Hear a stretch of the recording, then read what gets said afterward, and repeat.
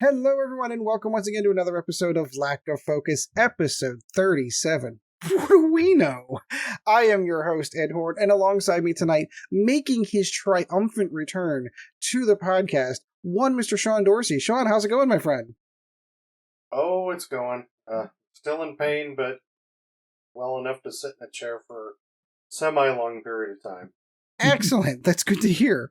And, of course, our producer extraordinaire is joining us once again, one Mr. Chris Sheriff. Chris, how's it going, my friend? Good, thanks, Ed.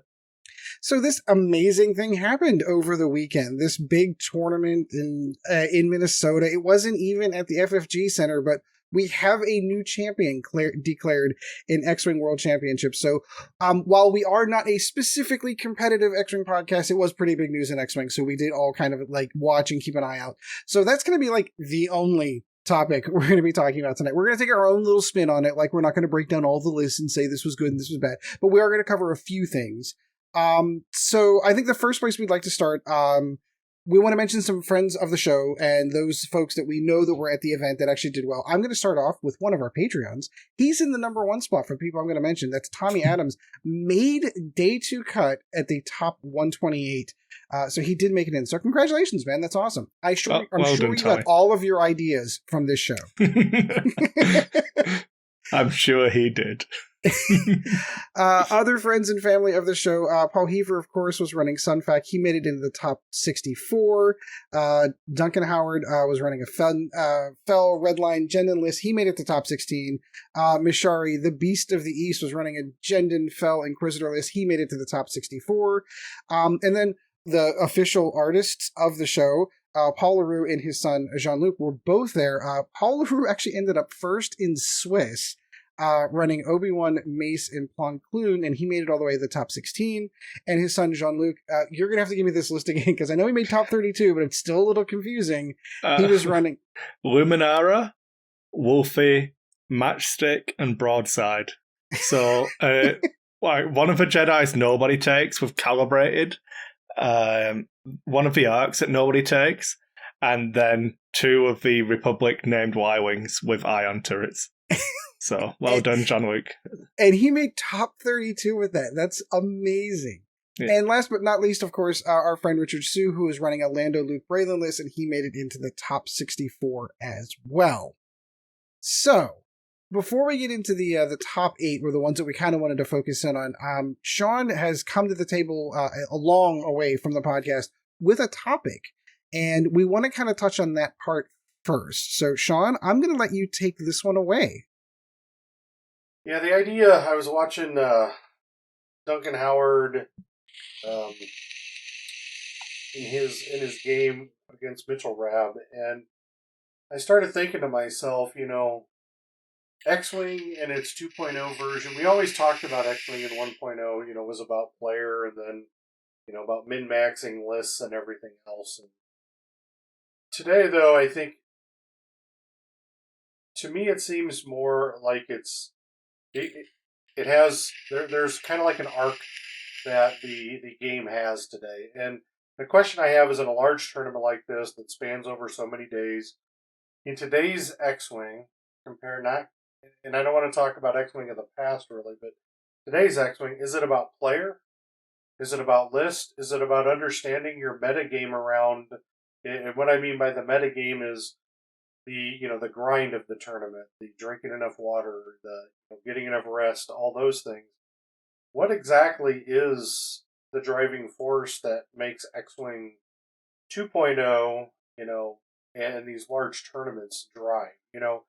With players, is it the players? Because once again, we're seeing a lot of the same names. You see from 1.0 to 2.0, we're seeing not I don't think as many as we did, but that could be because the player base has changed some, or has been added to, or is more diluted. But the names you just said... Or I would counter that with the skill level has gone up. The game's been around for quite some time, and you've got a lot of people that put a lot of time into it that 2 or 3 years ago maybe weren't there, and now they are. Right, and that's a good point, too. That's kind of my question to you guys, is what's driving the game today in these types of tournaments? And, you're looking at these and, whatever they're calling these, offshoot one-off tournaments, that happen at like Nova, that happen at all these cons and things like that. What's making these players, what's making it happen? Because here's the thing: this isn't like X-Wing 1.0 where you had 3 factions. I mean, you have so many factions now, so many list possibilities. So much of this game has changed in that regard that it almost seems to me like there's got to be an underlying part to it. My opinion is it's a mixture of all three.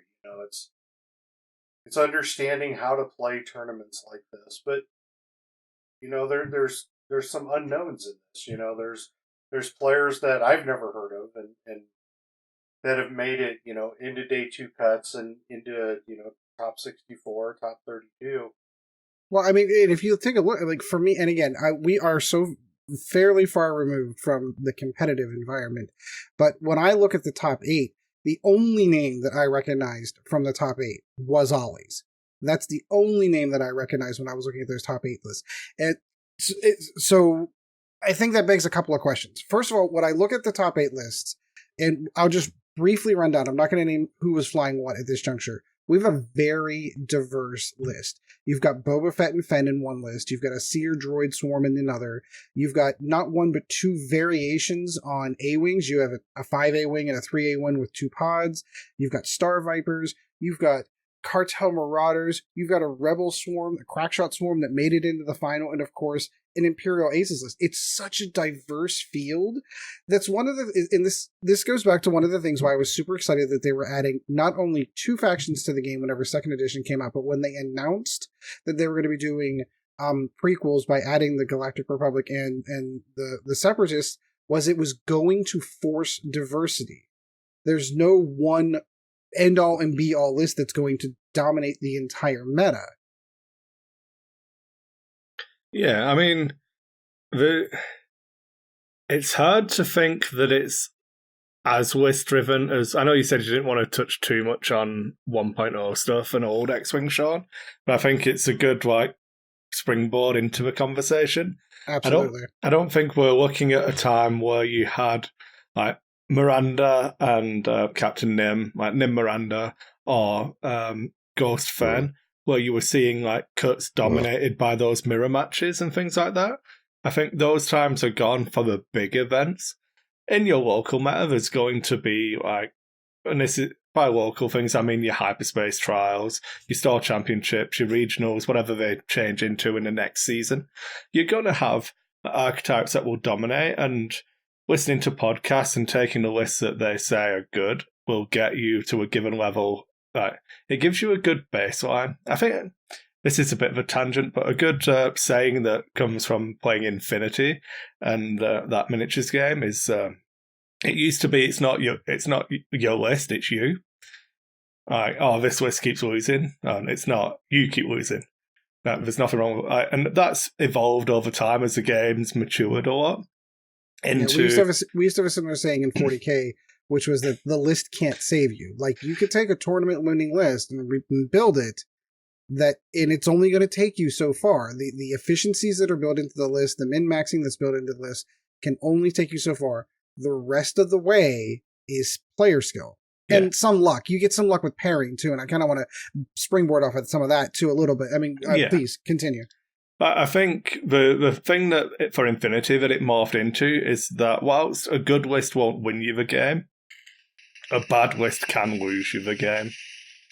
So having that base level of skill in being able to recognize a list and how it's going to interact and how you want to put it together and how it's going to fly and how it's going to hold up against matchups, that's a skill unto itself. And that part you can bypass just by listening to podcasts, jumping on List Fortress, MetaWing, all of these resources, and just net listing will get you to a given level. But I think to be doing this well in these big events consistently, that's when it goes beyond what your list is and into the player skill side of it. So that would be my opinion on the base of the question. And to springboard off of one of Sean's other points, I think especially when you're looking at a tournament like this where they played, by the final game, they had played 14 games of X-Wing over 2 days. That's a lot of X-Wing. That is a lot of standing hunched over a table for hours on end. There is a lot of physical endurance that goes with it. Now, I'm not talking the, I'm running at full speed for 4 hours endurance, but if you've ever been to one of these big events, it is a grueling physical event. I mean, your back starts to hurt, you get hungry, you got to find ways, okay, I've got 32 minutes between now and the next round. Can I even eat? Can I get enough water, get hydrated in between those rounds? Because I'm literally going from one table to the next. Some of those events, you're going, okay, you're literally picking your ships up, you're moving across the room because you're now in mid-table obscurity, and now you've got like 8 minutes to try to scarf something down and get into the next game. There is a lot that goes into these big events that's completely off the table. It's completely just involving the physical drain of playing 14 games of X-Wing over 2 days. Yeah. And that's one of the big things Paul used to always talk about on Nova, was like making sure you're physically and mentally prepared for an event outside of having practiced your list. And aren't peanuts his secret? Cashews and stuff like cashews, that. Yeah, that's what it was. Cashews and water. Yeah. Cashews and waters, that's one of his secrets. But whilst obviously that's important and will give you the best chance, I think those are like that 2%, that's what gets you over the line, like to get that first place. I think, like, in general, I'm talking about like the 80% that you need to be consistently performing at that level. Like, you need those extra points from somewhere else to keep consistently winning. But as we've seen, since Paul did it, we've not had back-to-back champions. We've had Nan came pretty close until Justin beat him. We had Duncan's consistently placed in the top 16 at Worlds. We've got players who are always there and thereabouts who consistently do it. And then when you go to the nationals levels, you get the same names coming up all the time. Just scrolling through, There's names I don't recognise, but I think that's partially down to the invite system, to be honest. Everyone... sorry, not everyone, because we did have a last chance qualifier, but you have a large percentage of people... Just to pause on that thought for... How many players made it from the last chance, by the way? It was about 120-something. See, that's not bad. But that's from a 300-ish player event, I think it was. So... you had to, what was it? I think you had to go. Some of the 4 and 3s or 4 and 2s made it. I can't remember exactly now. I'll have to double check. Someone will just post in the comments how wrong I am. It's fine. But you had to have they should. You had to have a winning record. That's what I'll commit to. Yeah, there you go. Yeah. So yes, I mean those are all really, really good points. So I think it boils down to this. I mean, I agree. If we'd have gone back in 1.0 time, I would have said it was player skill all day long, because Paul had proven that. Paul had gone back to back to back worlds, and it wasn't. And this is not disparaging to my friend Doug Kinney, where I genuinely believe whenever the field for worlds when Doug Kinney was there was somewhere in the range of like 40 players, and Doug was the best of 40 players. Paul was there as the game was continuing to grow in popularity. So he went from, a 64-player tournament to a 140-player tournament to where they were maxing out at 300 players, and he was still consistently winning worlds. And then he kind of took a step back from there. I would have said it was player skill the whole way, because in my mind, like, he could have taken the world's worst list, and I think Paul still would have found a way to win. That having been said, now we're in a very different type of game. We're not playing rock, paper, scissors anymore, which is what we were doing for a really, really long time during the course of first edition. And for those of you that were there, it was, this is the top list in the meta, this is the list that beats it, this is the list that beats that. And it's consistently like 2 or 3 lists that constantly keep coming up on the tops of the list of all these tournaments, and those were the ones that were winning. When you look at the list diversity alone, even in the top 8, there's not a solid theme here. You have a couple of aces lists. You have a medium base ship that made it in. You have swarms that have crack shot, and then you have ones that don't. I mean, you have an aces list that we'll get to Ollie in a minute, but like, there's so much diversity. I don't know how you plan for rock, paper, scissors, lizard, Spock. Like, I don't know how you do that. So that's where I get into some of the part of that being the pairing. Sometimes you just get lucky and you don't get paired up against that list that is a hard counter for you, but you also don't get the great matchups either because every list is kind of a challenge going in.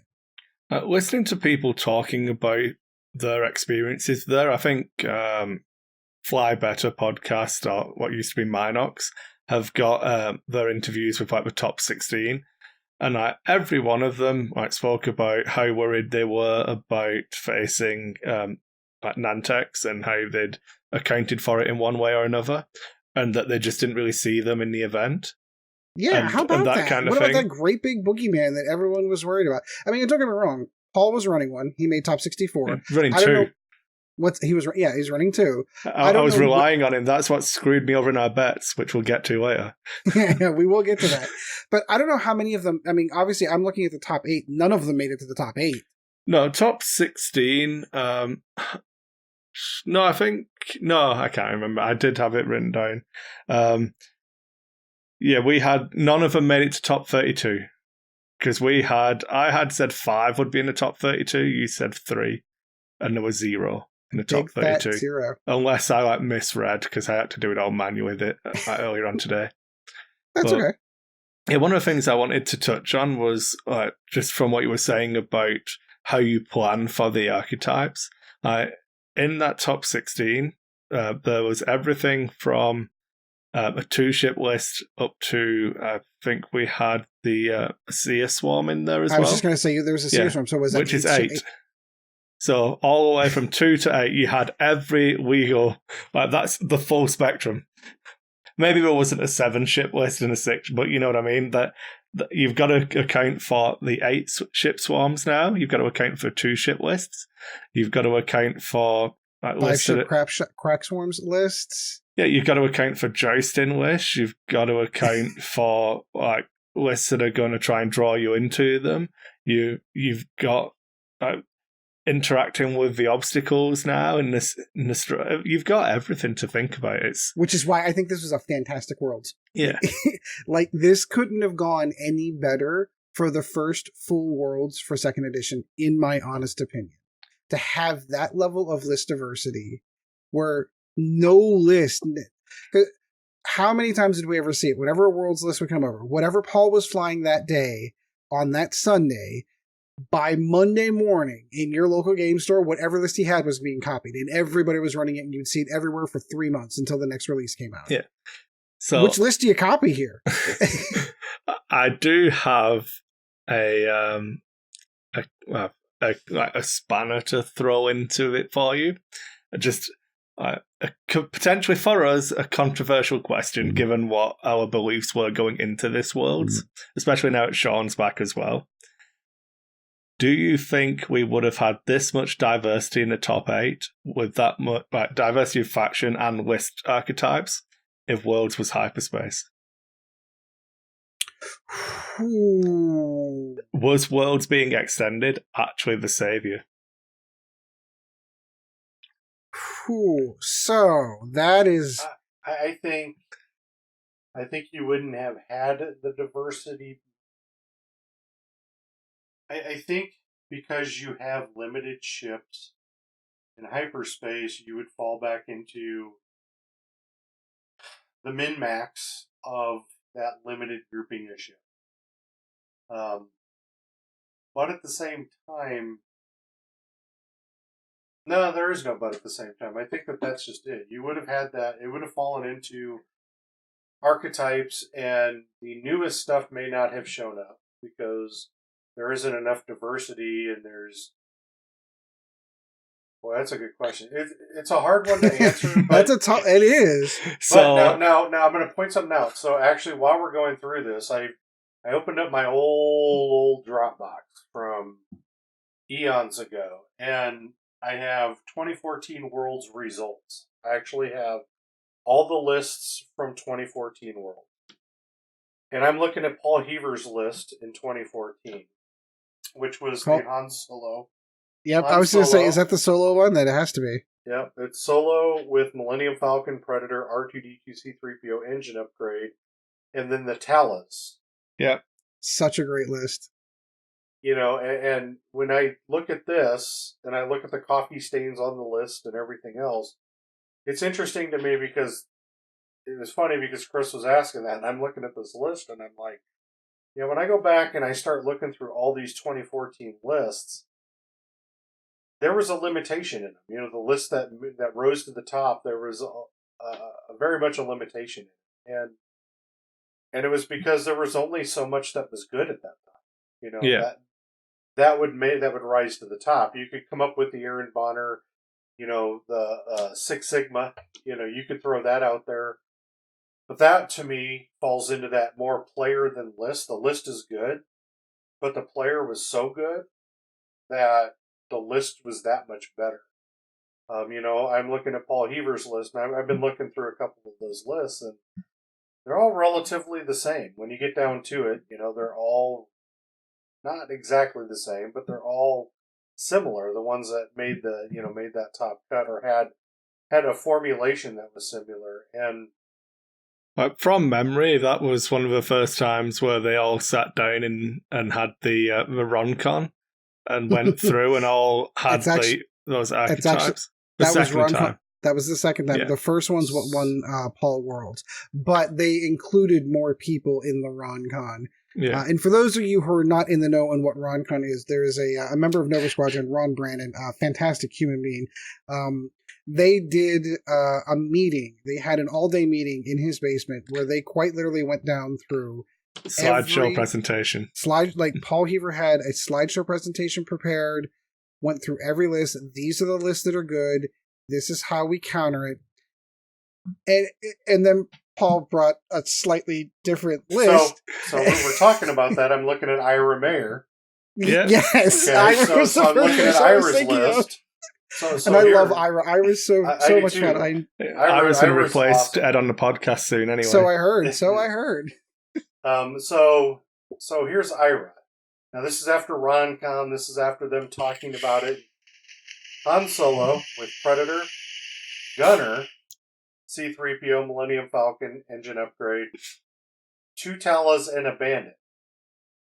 So you take out Gunner, you put in R2-D2, and that's the difference in the list.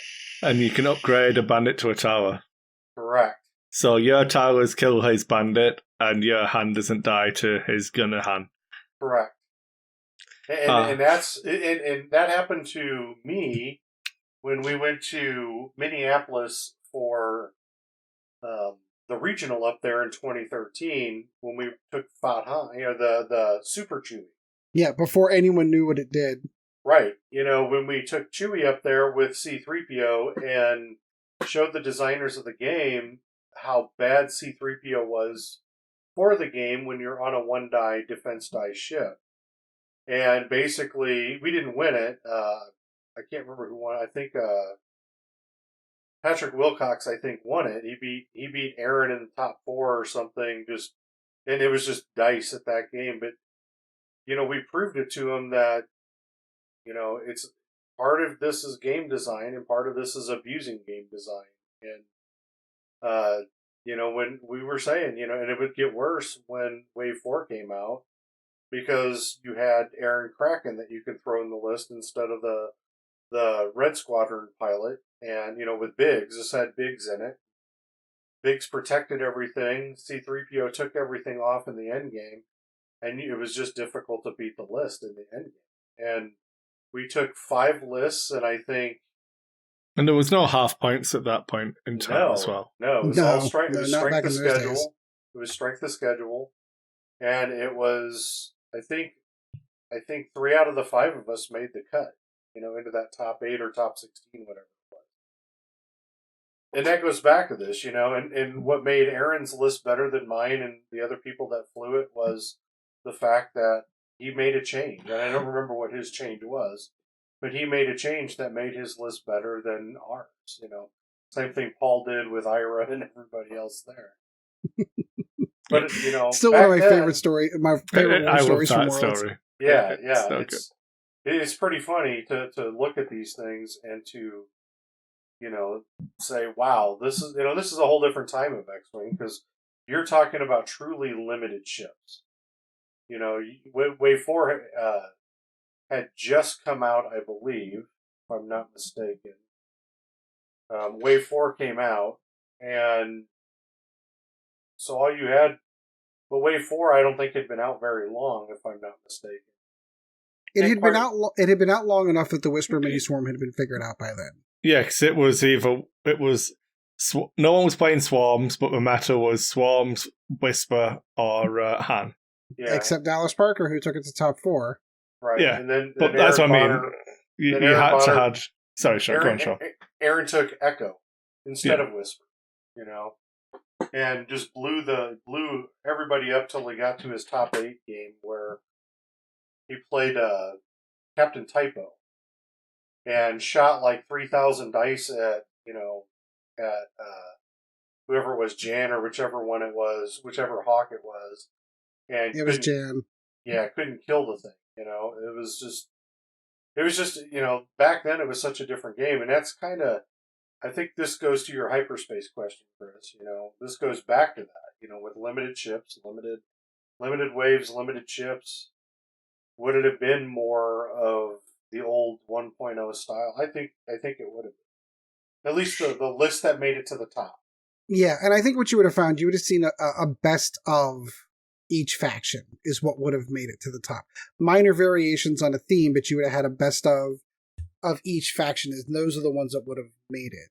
So that's what I've long given up the idea that hyperspace was this dream that we had that was going to be this very limited environment, and it was going to be a slow burn into second edition. That's obviously not the direction they ended up going. That having been said, and after witnessing what we saw at Worlds, maybe they were right. And I'm okay with admitting that maybe I was wrong on that thought process, because again, just looking at the sheer level of diversity and how many cool lists I had never seen before had made it all the way up into those top 16s, those upper echelons, was pretty cool to see. And in my mind, diversity in a meta is a healthy meta. Yeah, I agree with that. Yeah, and I think if there's that many lists that are making it, that it can't be just the list, because if it was just the list, that everyone would be flying that list. So, Yeah, and I think this focuses on, as I said, winning the events. Like, if we go further down, you see more and more of the things we spoke about, like Trade Federation drones. They're still going to be the top ship. We can look at Metalwing again, but you probably want to listen to the crates if you want that kind of podcast where we'll just talk about Metalwing stuff. But highly recommend them. Someone called me out, so on my Sea to Sky thing, they were talking about responsibility of X-Wing podcasts to the community and stuff like that. I was like, well, it's hard. I think I said the crates are like the Jackass of X-Wing podcasts, in that if you just listen to a podcast with going in dry, you don't have any context for it, and it's just people having fun, taking a piss out of each other, and there's no structure to it. But then that's what they want, because it's fine. I don't want to go into that. We've done that before. I don't know. Shall we do our predictions, Ed, so Sean can laugh at us how bad we were? Sure. So you prior to Worlds, we made some completely uneducated. Yeah. So I didn't bother making an Excel spreadsheet. It's still pen and paper. Look at that. Yeah. Completely disconnected from the competitive meta predictions. So what could possibly go wrong with that? So we started off with an easy one. We were looking at how many Nantex ships, not lists with Nantex in them, how many Nantex would be in the top 32. I said 5, Ed said 3, and there was 0. Zero. So all of that bitching and moaning. I blame. I'm going to call out all of the people I blame for my failures now. I blame Paul Heaver. I blame Mike Gemmy. Where are all you Sunfac players who let me down? Me too. If Paul would have made it, I'd have been closer than you were. You would have been. You were still closer than I was. This is true. But yeah, I think they're. I think it's still a good ship, and don't let it not winning worlds put you off. It's still good. Just don't make people's day not fun if you're going to fly it. Right. You're still going to see it. It's still going to be out there. Then we had the Belbelub in top 32. I said that there would be more than 5 because I was thinking that people would be running Sunfac and Belbelubs, and then Seer Swarms would make it as well. So I had 2 list archetypes that would make it. You said there would be 3 or more. There were 3. Woo! There you go. Oh dear. Then we Aether Sprites. This is terrible. We went for how many Aether Sprites would make the top 4. You said 3. And I thought it was going to be one list that had 3 in it. Yeah. I think I said more than 3. But there was 0. So I have only one person to blame for that. That would be Mr. Paul LaRue. How could you not make top 4 for me? I don't want it right there for it. First in Swiss, I was right on. So, then we had how far would Darth Vader go? So I said Darth Vader would make top 32, and I was right. Ed said that Darth Vader would make top 4, and Ed was right. Ooh. Darth Vader actually came first. So. He did, and won the whole damn thing. Although, he didn't. Vader didn't, but... Yeah, no, he got blown away by a hell of a move by Daniel. We'll get to that final game here shortly, but he got blown away by an amazing move. Then Rebels. How high would Rebels go? Ed said top 16. I said top 8. So I was closest on that one. Yep, you win that one. I did not see Rebel Crack Swarm coming in and doing as well as it did. Yeah. Then we had Scum. Where would they finish? Because we tried to figure out which faction would be like the underdog, and we kind of settled on Scum between the two of us. Mm-hmm. That was the one we thought would be struggling the most. You went first on this one and said top 32. So I resisted cheating by just saying top 16 and went for top 8. They made top 4, and they were half of the top 4. Yep. So with 2 different lists as well. Yeah, completely you definitely win that different. one, hands down. Then, what faction, this was our crazy one, Sean, was going to be what faction was going to win Worlds. I said First Order, which I believe were the first faction eliminated. So, go me. Ed said Empire, and I believe Ed doubled down. I most certainly did. But I'm pretty sure Chris said, I'm not going to write that down. I'm just going to let you have Empire. We can go back to the audio, because I know I said it. I doubled down and said not only was it going to be Empire, but that it was going to be a Vader list in the Empire that would win it. We've got proof in this sheet of paper that says you only said Vader would make top 4. So, unfortunately, I'm not letting you double dip on that prediction. I wasn't privy to the questions ahead of time. I think we were making them up on the fly. So we our bold predictions. So I think when you were, if we discount Nantex because we were both like infinitely wrong because there was 0 and we said there'd be some. You were closer on 3. I was closer on 3. You got 2 of them spot on, and the ones that I beat you on were ones you had to guess first.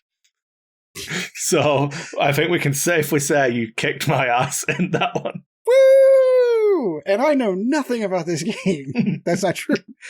So how we settle this bet is we get to donate to the money from the Patreon to our favorite charity. I always choose the same charity, which for those who do not know is the Juvenile Diabetes Research Fund, the JDRF.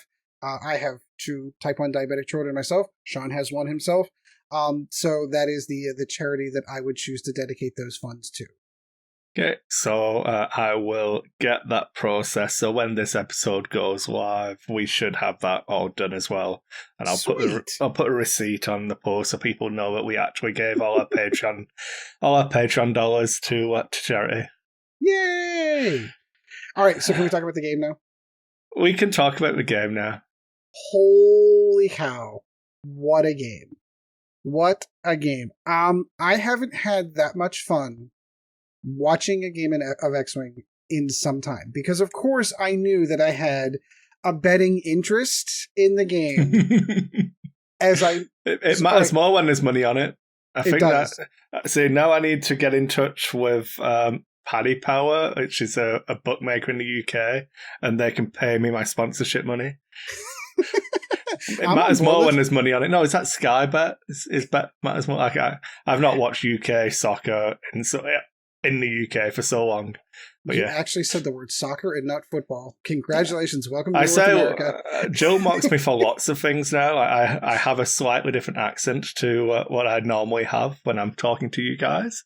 Really? I say lots of different words. Oh, yeah. You're picking up the Canadian... No, I just try to enunciate a little bit more so you can actually understand the words that I'm saying to you. Oh. I'm so used to your accent, I never noticed the difference, but... That's just me. Anyway, so back to the game. So, Oliver Procknell and Daniel Taylor are the two that come to the finals. They come with lists that I don't think anybody saw coming, to be perfectly honest with you. A Vader Aces list where it was Vader, the Inquisitor, and Whisper. And Danny brought...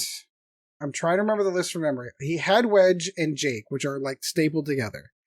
He was running 2 Z95s. One of them was Kraken? Blunt, thank you. And then the fifth ship was Braylon's Rome. So like basically it is a modified Rebel beef list for all intents and purposes. However, everything that could, with the exception of the generic Z95, the Bandit had Crackshot, which did come into play on Blount's final shot on Vader. Fantastic game, because it's a huge swing. It was the first 35 minutes of that game was positioning. So there weren't dice rolled for 35 minutes in that game, but you could kind of see where it was going. I want to give Danny full credit on his wedge maneuver, because it looked like he was going to turn his whole swarm into the Inquisitor and into Whisper and try to take those out, leaving Vader behind. And then he pulls off a very Paul Heaver-esque 4 straight, actually. 4 straight boost. 4 straight and boost. He's got the S-foils closed so that he could do the boost maneuver, and he still gets a range 1 shot onto Vader. And between Vader, I think the other one to get a shot on him was Jake, and then Blount was the one to put the final one on. He takes Vader out in the opening exchange, the very first opening shots of the game. And I've been in that spot. I've been there. I have seen that happen, and it's demoralizing. And you're on the top table at Worlds, and the first time dice get rolled, Vader gets taken off the board. He is your big ship. He is your advantage over Wedge. And he ended up putting enough damage onto Wedge that put Wedge in a lot of danger during the course of the rest of the game. 2 hull left, I think. Correct. But even at that, like, he's losing the initiative bid at that point. The initiative bid. I almost said pilot skill. He's losing the initiative bid because now Wedge is on the board, and he's higher than both Whisper and the Inquisitor. And he hasn't taken a ship off the board. Yeah. And through resilience, and this is one of those other traits of people that win tournaments like this. He kept his cool. Played to his win conditions. Yep. Kept to his win conditions, kept his head in the game, and he had accomplished what he wanted to do, which was get the swarm broken up. Unfortunately, it cost him Vader to do it. But during the course of the game, as soon as Wedge dropped, then he drops. I think he dropped Jake right after that. Then he dropped Braylon, and then it was. I know it was down to one. The Bandit was left, and then I don't think it was Blount. It was, I think, Braylon was the last 2 ships. And once Braylon went down, it was over, because it was the Inquisitor and Whisper versus a Bandit Z95, and he just shook hands at that point. what an exciting game to come back from such a devastating blow relatively early in the game to then come back. What a great game. My hat's off to Ollie. I know he's come first, or he's come close to winning a lot of other big, I know he's done a lot of system opens, but he hadn't quite won like a nationals yet. This was like his first big win, and congratulations. It was a fantastic game. I really enjoyed it.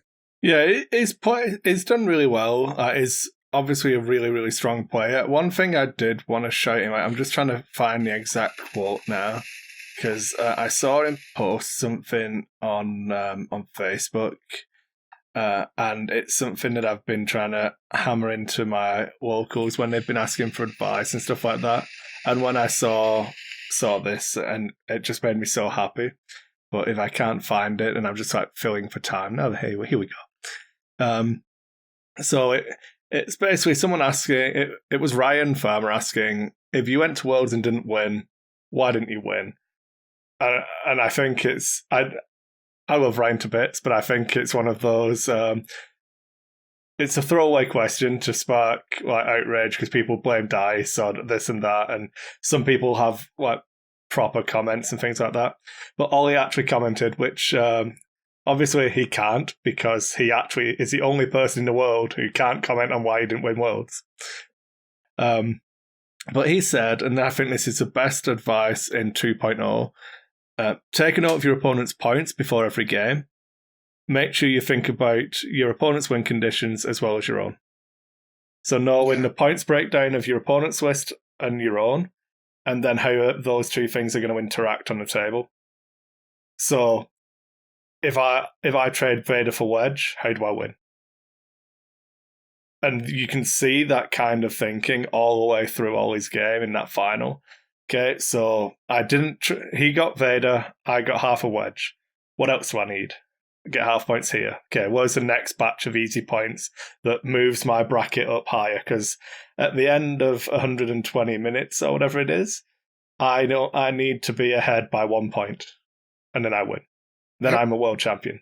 And like that's the best advice I've ever read. It sums it up so succinctly, and it's tremendous. Just make sure you understand your own win conditions, how many points your ships are worth, how that breaks down into half points, what you can afford to trade, and that kind of like bartering of like, if I put this ship in this position to do this much damage, and how that's all going to function on the table. And that it's tremendous. I gave him a little heart on Facebook. Aww. It is really good advice, because like we had said, like, even after losing Vader, he kept to his win conditions. He's like, okay, how do I get out of this? I know I want to kill Wedge, and the instinct for everyone is like, well, I need to get Wedge off the board right now. But he didn't do that. He's like, it's going to put me in a bad position in the next 2-3 turns if I turn in and go for Wedge now. So I'm going to take some easy points and shots here and here, and when Wedge comes around, I'll get him, which is what he did. And then once Wedge went down, I know it seems crazy when it's 4 ships to 2, but he basically leveled the playing field at that point, and he got the initiative back, and he had the maneuverability that the Rebel ships didn't have. I also think, too, when you look at that, when Vader went off, and then I'm actually watching it right now, when Vader went off the board, Wedge had 2 hull left, and he'd taken his shield off of Jake Farrell. So that actually matters. You know, when you get down to it, you've already eaten into another ship. You've, more than half killed Wedge. Once Wedge, and the other thing is, I'm looking, Grand Inquisitor is a tough ship to not only take off the board, but it's tough to defend against because of its abilities. Whisper is just a bastard of a ship to play against most of the time anyway, when you're playing against a good player. Once Wedge goes off the board, you have to give the advantage, in my opinion, to the Imperial player, because he has better ships at the end of that game. Yeah. There's more Rebel ships left, and I get that. But you have better overall ships, in my opinion, on the Imperial side once Wedge leaves the board. Yeah. Yeah, once Wedge came off the board, that was a huge swing in his favor. Yes, for sure. Because it isn't difficult to kill the Bandit, and it isn't difficult to kill Blount. just starting right there. If you want to, whether that's your plan of attack, you have easier ships to take off the board than Whisper, than the Inquisitor. Vader kind of lost to dice, and he lost to a lot of shots being fired at him. And the other thing is he ran out of force points. If he has force points left, because he did a lot. What did he do? Spent 2 force points for positioning at the end of that. For the actions, and it's passive sensors to get your right, your action when you engage. Then it'll be a force to barrel roll and a force to focus, I imagine.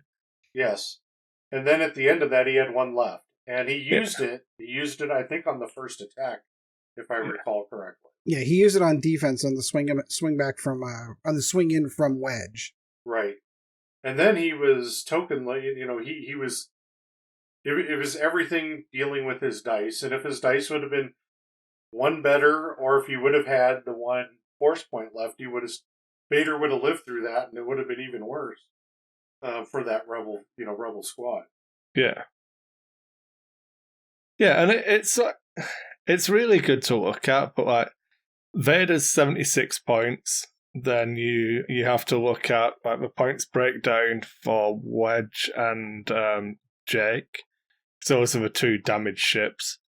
And you see, if you finish off Wedge and half-point Jake, you're probably not that far away.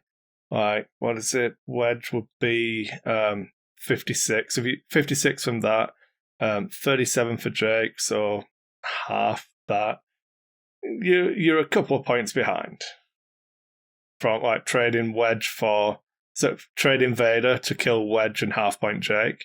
Then you only need to half-point, like, you focus on Braylon. After that, you get Braylon down. And the other thing I see in this, too, is positioning.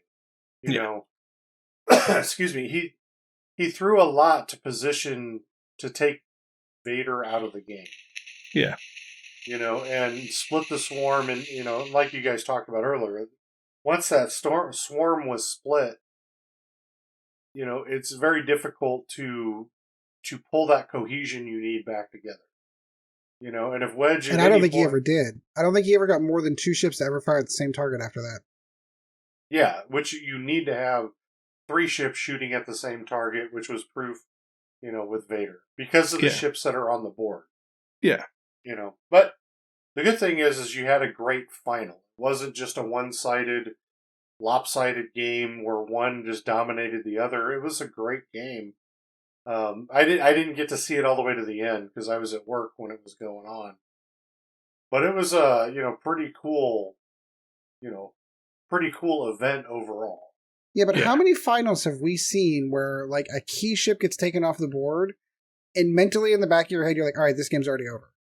And it takes a good 45 minutes to get there, but you're right. Once that one key ship went off the board, that one dice roll didn't go the right way, the game was over. So that's why, for me, this was one of the more exciting worlds to see that comeback. To see him stick to his plan. And we saw it in Worlds 2013 with Paul Heaver. Yes. Between him and Dallas took an extremely important ship off the board for Paul. What does Paul do? Takes an extremely important ship off the board for Dallas that Dallas could never really recover. Correct. The Biggs Walks the Dog list was amazing, and Dallas had a great chance, but Paul just got lucky, and was able to get a Howl Runner off the board, and then once the swarm kind of split, that was kind of you could see the writing on the wall for Dallas, but there were points in there when Dallas had a chance, that he was still very close till just Paul's list was just a little bit better and luckier. I think I've watched that game like 10 times. I think it's still up on Team Covenant's website if you want to go back into their history and look for it. Yeah. But that was a fantastic game, that one too. Yeah. That was way back in the days, long before FFG was doing their official ones, which is probably a good point. Just real quick to mention another podcast. Gold Squadron was there. And they were streaming the entire time, and they were getting all of the non-FFG tables. So they had, I don't know what. Did you see Dion's setup for how he streamed that? I did not. So they were live streaming 4 games simultaneously, with Dion acting as a producer, switching between games, so that when you had downtime in one game, you'd jump to a different table. So it's like the NFL red zone. So whenever there's no that's exactly what it was. Holy, I did not see that he had done that because I haven't had a chance to watch any of their videos yet, but congrats, hats off. Dion's, I've said this before and I've meant it.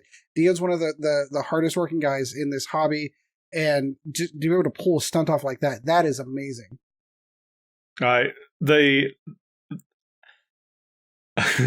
This is good. No one's going to listen to this, so it's fine. But I would say that's what Dion accomplished for X-Wing streaming is a bigger accomplishment than what they did winning Worlds. Because that's doing 4 days of event coverage with 4 games each, all of them with 2 commentators, so no one was on their own. He had, and then him mic'd up so all of them could hear him, so he could jump into different games, move them around, lining it all that. Having done a little bit of streaming and production work that I do, that's a monumental accomplishment, and it deserves every plaudit that Gold Squadron gets. Oh yeah, absolutely. That's next leveling streaming. Yeah, that's like you see like esports events and like actual, corporations messing up streams and not pulling off that level of I don't know. Professionalism. I'm flabbergasted. Yeah, it's super. I don't know. There's no words to describe how good Dion's stream was and how much of an accomplishment that is. Yeah, absolutely. So if you haven't had a chance to check that out, by all means, free plug for the Gold Squadron podcast Twitch streaming. Go and check it out because it's pretty phenomenal. Yeah. Any other worlds talk? No, not really. I think that's it. I think that covered. Not unless you want to go back into the past, and I don't really want to do that. So I do have one game I want to talk about. My friend Patrick was on stream through Gold Squadron for the last game of the. It was the playing game for day 2 of Worlds, and he was running Jendon, 2 Inquisitors, and a Grand Inquisitor, and he was playing against Tavson, Kylo, and Quick Draw. And he put on what, in my opinion, was almost a masterclass of flying that list. And when Gold Squadron put a video out, you want to check this one out, Patrick Kopp, and he loses right at the end because he can't get 1 damage through to kill Tavson. Oh. And he's got a fully modded shot, and the dice just don't roll for him. And so heartbroken for him, so that puts him into the final cut. And he's played Paul LaRue numerous times for like the win in events. He's a really strong player, and I think he would have moved up. I don't think he would have been in the cut and out type thing, but I was heartbroken for him. And I said to him after the thing, he flew nigh on perfectly. He made choices. He disengaged when he had to. He chose not to shoot Tavson when it was going to mess up different things, and really well done, but just wasn't meant to be. So well done, Patrick. Aw, that's a shame. Yeah, that's one of the things that's always frustrating about a tournament. Like, and I will always go back to a quote that I remember Ryan Fleming saying at a regionals tournament where he and I were playing against each other at a regionals. He arguably, easily flew better than I did, but was not rewarded with dice.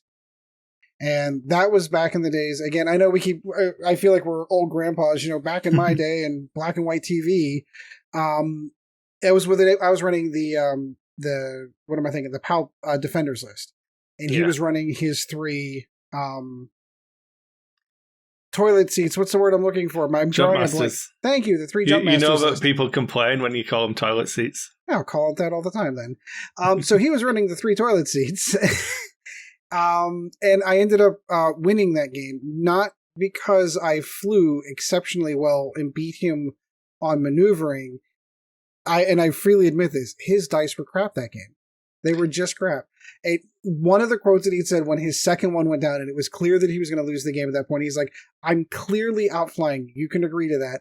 I just want to be rewarded with good dice. And that's one of those things. Like it's so frustrating as an X-Wing player to know that you've flown correctly. You know that you've made the right choices. And unfortunately, the dice are not in your favor that day. And so you're not rewarded. Kind of lead on to another topic, which we can kind of segue then. So I said we probably weren't going to talk about this, but I think we can probably hit it a little bit and give... Sure. So as I cringe audibly. It's okay. It's okay. Basically, it should be addressed. So, I want to caveat all of this by saying I've literally, about an hour before we went live, not live, before we started recording, I went back to rewatch the game from Mitchell against Ollie. So Star Vipers in the top 4. Mm-hmm. Because lots of people have been complaining about, and I think that the mobile fortresses, the fortressing, all of that kind of stuff, and that the feeling that you're forcing your opponent to make bad choices, and then they're being rewarded by dice. Like if I don't go in and take these pot shots and put it up to a dice, I've got to face a 12 dice final salvo and just lose, and all of that kind of thing. So for those that don't know, describe what the 4-star Viper list was basically doing. I would say that I don't think that this is what happened in the games I personally saw. I've not watched all of his games. I can't comment on them. But specifically in the top 4 game, he sets the Star Vipers up in the middle of the table. He does a hard one towards one of the sidelines, then moves into that one, and then 4 forwards and boosts to try and get a shot on the ship. Because obviously Ollie spreads out 1 ship in the centre, 1 ship on one flank, 1 ship on the other. And Mitch picks the Inquisitor as the easiest kill, which is probably correct. It's 4 health behind 3 agility. Probably going to be the easier one of Vader and that to kill. If you go after Vader, the other ones are quicker because they've got innate ability to move forwards quicker. So he moves into a corner in 3 moves. He has his dials set before the end of the turn, so he's ready to go before the end phase. He knows what his opening's going to be. He's not slow playing in any way. His ships are all moving, and then he does a 4 straight and boosts, which I can only comment on what's in front of me. He does that because of the chance he catches Inquisitor. If he can't, I can't say what he would do. The problem comes when people talk about the fact that the ability that this list has is the same as the old Fortress Phantoms, where you bank, decloak. So you decloak and then bank, and then you bank, you do the same again, and just stay in your corner. So you're protected on 2 board edges, protect 1 flank in the rear. And then if they come at the front, you fly straight and joust them. If they come from an angle, you bank and joust them. If they come from the right-hand side, you turn right and joust them. Like, you get your joust effectively. And the Star Vipers can do a similar thing in that they can 1 bank and barrel roll and do the weird... Because they've got the bank barrel rolls, they can really slow roll the game. And I'm now going to pivot onto what I think... I'm actually watching it. I just fast forwarded through. Starting move was a 1 right, then he did a 1 straight. And then where are you watching that, Chris? Or Sean, so I can pull that up. I'm actually watching it on YouTube. It's it's the on. it's Star Wars X-Wing World Championship 2019. It's the Fantasy Flight. Oh, it is a Uh, Fantasy Flight one. Yeah, I Yep. can pull it up. It starts at 2 hours 20 minutes into Right. the video. It's the start of that game. But what he effective, does is he does a 3-bank, and then barrel roll. rolls into a corner. Correct. He goes into the corner, but Yeah. then he comes out. Yeah, It's he not like immediately comes out. So basically, what he did is he repositioned himself on the board in a better position to attack the Inquisitor. Yeah, And sorry, Sean. I think if that's Anakin or Sunir Fel that does that move, I don't think anyone complains. I think it's the fact that it's 4 generics that are all doing it, and I don't know. It's hard because again, I've not watched all of the games and I've not played against it. I've not played. It's not to my taste to play that way. I played 4 Phantoms and got that bored that I just like completely messed it up and flew my ships in the wrong directions and just wasn't interested in the games at all because they just bored me. But I think, and this is what I wanted to pivot the point onto, is that fundamentally, and this is I'm gonna make this statement and then you can have your comeback and then I'll clarify. But fundamentally, I think X-Wing is a terrible game. well, yeah, I mean, it's not. You're It is fundamentally a game that can be both abused and can be, it can be played in like a ballet, like a perfect ballet. But what I'm watching right now, I don't understand the strife or whatever's going on right now because there's no. It's just strategy to me. When I'm looking at this, it's a strategy that gives you have 4 basic ships. Yeah, they have crack shot against aces. What else are you going to do to give yourself an advantage? You have to shoot as many of those ships as you can against the aces, against a single ace to gain an advantage because they're all going to shoot before you. And if you can positionally get to a point where you're shooting, So, 1 or 2, the thing you have to think about, Sean, and like take that game now. Imagine that the Inquisitor is a range 1 template further back than he is, so he's not in range of any shots. Right. And then you've got the fact that Mitch doesn't have to leave that corner. At what point, how long are you happy as a spectator? And this is one of the problems that I'll roll back into a game. Yeah. How long are you happy to watch those Star Vipers remain in that corner? Okay, I'm going to counter that with this, Chris, and this is a competitive game, right? We're in a competitive tournament, in a competitive game right now. What does it matter what the fans think at this point? You're going for a major prize, which means strategy has to be in play. And I'm pretty sure we've spoken about this in the past, and I'm on board, Sean. I don't think fun matters at this level of event. If you want to win worlds, at some point you have to make a decision that me winning is more important than my opponent having fun, because that sounds horrible. So let me clarify slightly. Winning is more fun than losing. But you're not. Can we both agree? Absolutely. Can we all? Yeah. But at this level, we've talked about this so many times in the past.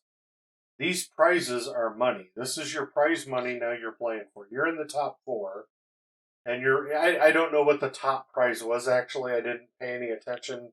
I know it was a giant dice on a trophy plaque. Okay. It was a dice-shaped trophy, though. Give it some credit. Yeah.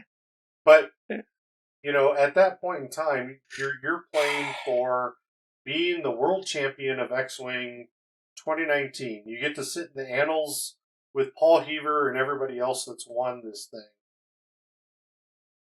A strategy, and the funny thing is, Chris, is it actually worked against him. In my opinion, this strategy worked against him. Yeah, and I don't want, so I want to move it away from that Hold on. specific example. Let me throw one more thing at you here. Yeah. Yeah, Look and at I've got the look at the rocks. Look at the placement of Yeah. the 4 rocks that are on the right side of the board. It's almost like there's a nice blocker for you to hide behind. Correct. I mean, if you're going to allow that to have his opponent and going to allow that to happen, instead of widening out those rocks somehow, that's also on that player too for the turn 0 strategy that was in play. Yeah. Okay, I mean, so, I'm sorry. Go Go ahead, ahead. Sean. Go ahead, Ed. I've already talked enough. That's okay. We haven't heard from you in a while. I'm more than willing to sit down and listen. So I'm only like I'm skipping through, and I'm mostly watching the movement. I'm not watching the dice rolls. I'm mostly watching the movements on this. That's all you need. That's all I've done. I'm going to take a very controversial stance and say I see nothing wrong with the way that he played this game. Yeah, and that's the problem. Obviously, we're taking a sample size of 1 here. Correct. So before people get too mad at us, and that's what I'm saying, you need to divorce yourself from this game now, because this is the only one I've had time to sit and watch to actually analyze from this perspective. But if he has the potential, and this is factually accurate, he has the potential to never leave that corner once he gets there. Yes. And that's what people have a problem with. In the same way, when Richard Hugh fortressed up in his event, and when we had the big bumping fiascos. See, and I don't agree with that, honestly. Yeah. Because what Richard Hugh did was an absolute strategy to not move a ship. Everything that Richard did was to not move a ship. Yeah. So is that right or wrong? Is it different? This is way different. To me, because I was the judge on the Richard Hugh game, to me, this is a completely different thing. He moved. He didn't sit there and put a ship in a position where it would bump another ship, and then every other ship behind it would bump, and they would stay in that position the entire game. That didn't happen. What about what was the list I came up with that was all the U-wings that could just sit? Yeah, they sit and they bump. You don't actually have to bump. You fully execute all of your moves because you can clear the stresses from all of them. Yeah, you did the same thing. Yeah. With the IG ships. Yeah. You could do the same thing because that was a strategy that I played, where for 2 rounds I would sit in a corner to see what they were doing. Yeah. And then you leave the corner, and then you play the game. Fundamentally, do you have a problem with fortressing? I personally never did. I mean, no, but so again, we're looking at X-Wing as a game, because if you don't believe you should be allowed to bump to not move, then you force certain lists to auto lose games when bombs become part of a meta. Yeah. So like when Miranda used to be able to advance slam and drop proton mines, if you left your space, it was impossible to avoid those protons. So you just lost. Right. So that's why I say X-Wing. If it's you, Chris, if it's you and I sitting across the table, or Ed and I, or we're on Vassal and we're there to play a game, friendly game, not a competitive game, not in a high stakes tournament, none of that. You know, I'm not going to do a castling maneuver. I'm not going to do anything that would eliminate fun because it's a game for fun.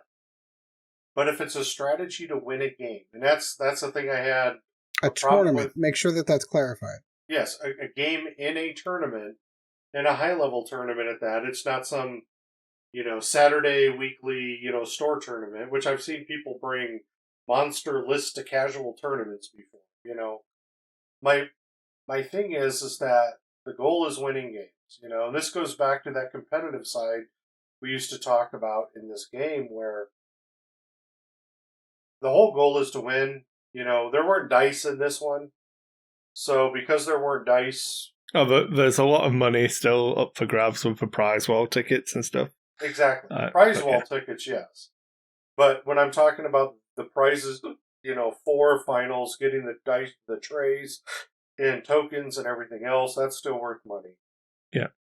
But at the end of the day, I'm watching it. I mean, the guy didn't fortress in a corner. And, So again, you have to divorce that I specific thing understand. because it's my- one. I get that, and I get that he could have done whatever he could have done. All of that. Yeah.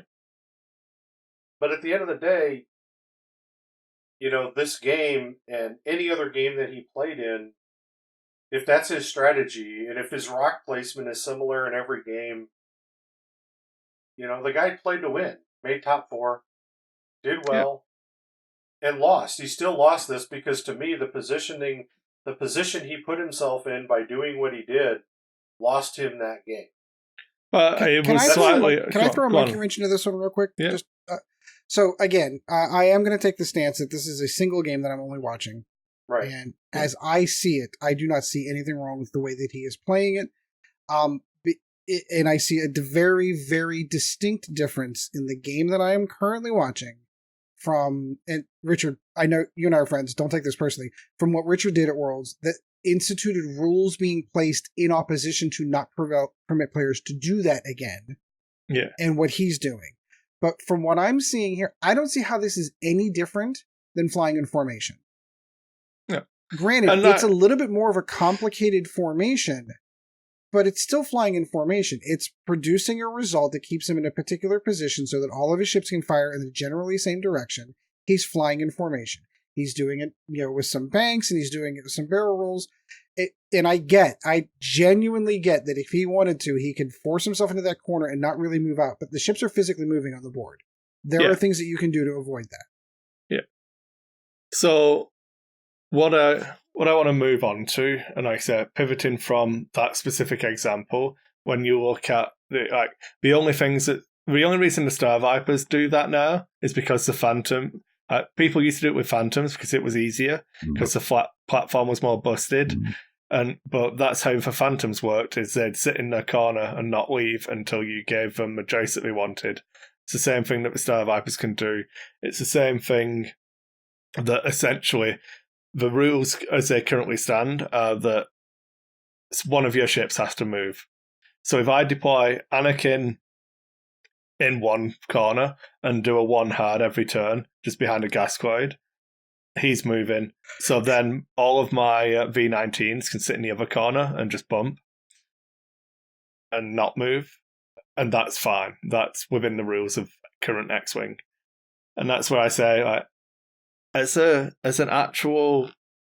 game, that as Sean brought up the point of, if we are playing so the best way I can phrase this is, if you play X-Wing in good faith, and your goal is if my goal is for us to have fun, and your goal is for us to have fun, we will both have fun, and X-Wing is a tremendous game.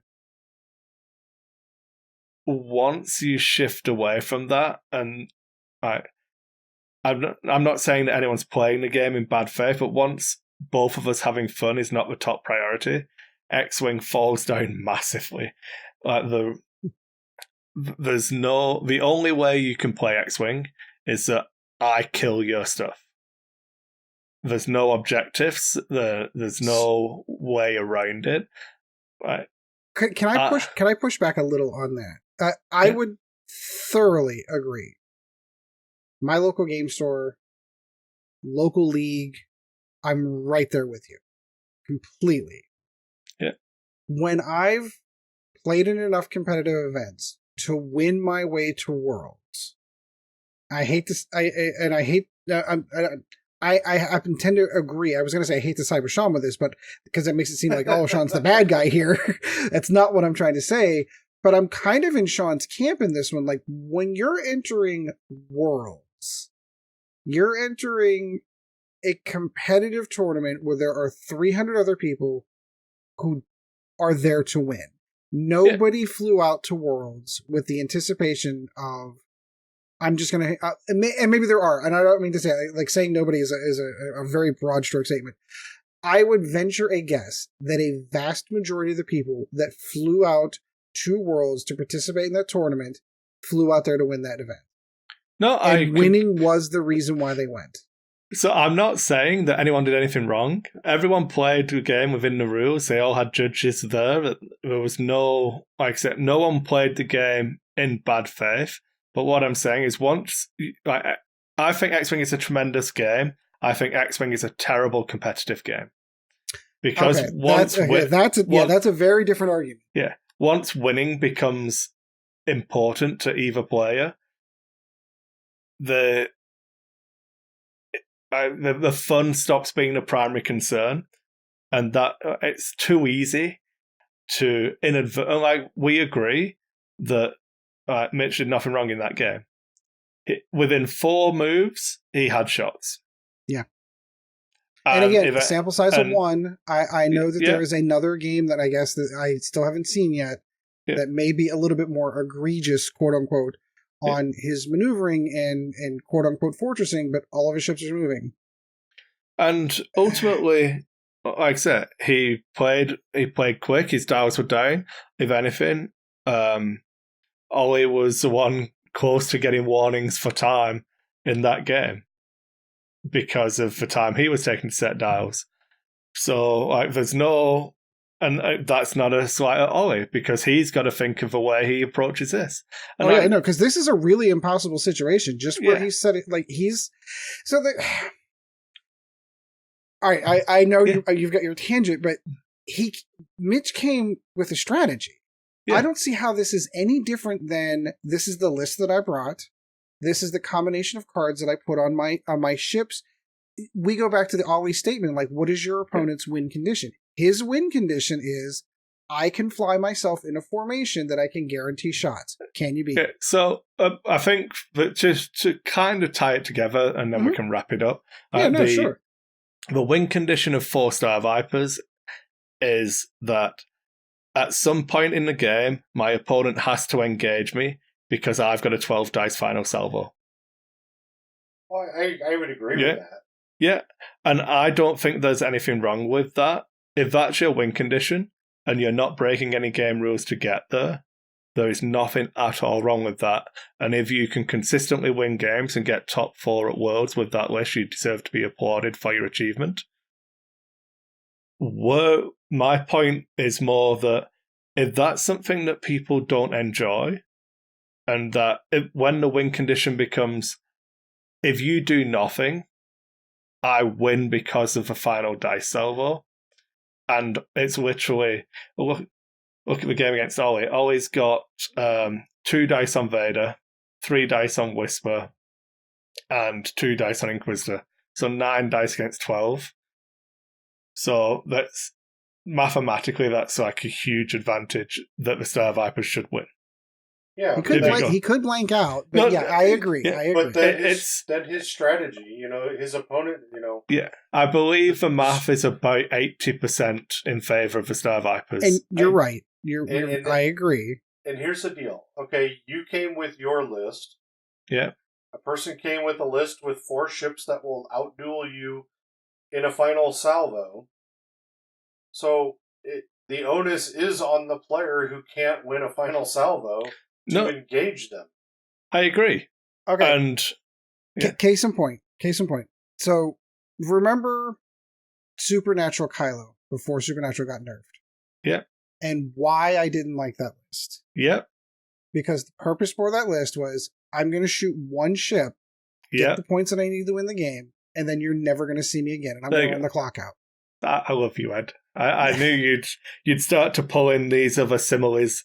Yes. And that's where I wanted the conversation to go, is that it's no different from a regen ace. So I played a game in between the shows. I ran Anakin and Rick Olay. My Anakin's 126 points, something stupid like that. And I literally just sat behind my gas cloud until my opponent's list was close enough that I knew which way it was going. Then I shot out. I can't remember if I killed or half-pointed a ship, but I gave up half points on Anakin, took half points or killed another ship. I left him on 1 hit, in fact. It was a bomber, so a droid bomber, and I left on 1 hit. And then Anakin didn't regen until like 15 minutes from the end. It's like, okay, I'll regen the shield now, because I've got Supernatural on him. He never got to shoot him again. because I never needed him to. I was never in danger of losing any points. So all I did was I've got half points on a ship. I'll spend 3 turns positioning for another shot at that 1 hit point ship at range 3, and eventually it might just explode whilst I give up 0 points. I won like 26-0. Right. To me, that's no different than forcing an engage. And I don't think there's a way you've, because people are talking about, and I applaud Paul. Paul's did this at Nova, and I believe D from Flybetter's doing this at Las Vegas Open. They've said that if someone is trying to take an advantage by exploiting a stalemate, they'll be issued warnings, because it's the same as fortressing. Effectively, it's effectively the same as fortressing, because you fortress to force the stalemate so that you win a final salvo. Yeah, but there's no. It's okay. So is the problem? So now you have to. Sorry, Sean. Just I can see on Ed's face here. So you have to divide the game you just watched from the statement I just made. Yeah, no. Okay. Because that wasn't the same thing. Yeah, I'm well beyond that. It's yeah.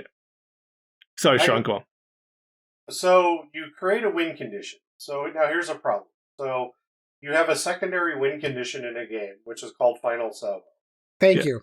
Okay. This is exactly where I was going to go. So why do we have a secondary win condition in a game? Because people don't like draws. And that's the thing that I don't get. You know, I understand people don't like draws, but we also don't live in the 100-point game anymore. We live in a 200-point game where all ships are worth half points. And to get to a draw in this type of an environment, unless it's a pure mirror match, it'd be very difficult. So why do we have final salvo? If this is now an issue, you know, if all these things are now an issue, you've corrected all the issues, seemingly corrected all the issues, because now you have 200-point lists. So I think half points. You've So corrected. Go ahead, Ed. If I can make my point, and Sean, you're right on the same track on where I was going to go. My point was, if the secondary win condition wouldn't be final salvo, does this list still make it to Worlds? Because if you have something more akin to a coin flip, and it's a 50-50 shot, does this list still produce the results that it did? I think it's more to if you just make draws a thing, which, to address where Sean was going, I'll get to that in a minute, Sean, but I think as soon as you take away the salvo advantage, I think the list is still good. It still does what it does, because people will still fly into it. Whether it makes top 4 or not is a different matter. I don't know. Like, because people can then approach it in a different way. Like, depending on if it's a coin flip, if it's literally a 50-50, Duncan probably takes a coin flip rather than getting beat by it. And is that fair? Is that because I don't know. There's no answer. There's no right. I guess I'm sorry, Sean. Go ahead. I trampled over you before. I apologize. Well, I'm watching the game. You know, I'm actually watching the game progress. I get people's complaints, but it's a ship in the game, right? You know, it's a ship that can do a 1 straight, and then it can, you know, whatever they call it now, boost sideways, you know, or you know, barrel roll that way. Yeah, it's got the banked barrel rolls. Yeah, the banked barrel rolls. Okay, so you have a ship design in the game that's causing that portion, because now he's moving back towards a corner to flatten out the facing of all of his ships against you know the 3 aces. Okay. Yeah. Once again, though, a player, if you're trying to win a game, you still have to knock ships off the board, because there isn't anybody in their right mind that's just going to let you sit in a corner and stall out a game. But, you know, that's the thing we've established, Sean. To win, for that list to win the game, he literally doesn't have to do anything. Just go to final salvo and roll your 12 dice against their 9, and you've got an 80% chance of winning. I get that, but if you're his opponent, why are you going to let that happen? Yeah, that's... But does the fact that you can't let that happen force you into a worse engage? No, because it's strategy. It's you have... Okay, so this is what drove me nuts about everybody bitching and moaning about Richard Sue. Okay, I watched the game. He fortressed in the corner, and his opponent did nothing. He literally moved forward, barrel rolled, or K-turned, moved back, did it for 37, 38 minutes, whatever it was. Richard broke out and killed the ship. Got lucky, and it was ungodly luck that Richard killed that ship. It was purely dice, and it was purely luck because he caught him in the K-turn. If Joshua was smart when he was playing him, instead of moving anywhere near where Richard was going, would have turned the other way, he'd have won because he had the initiative. And that's the interesting thing that everybody complained about fortressing. Why is fortressing not in the game? It's not in the game because it's not a viable strategy. It's not in the game because everybody bitched, moaned, and groaned and complained and forced Fantasy Flight to make it a bad strategy.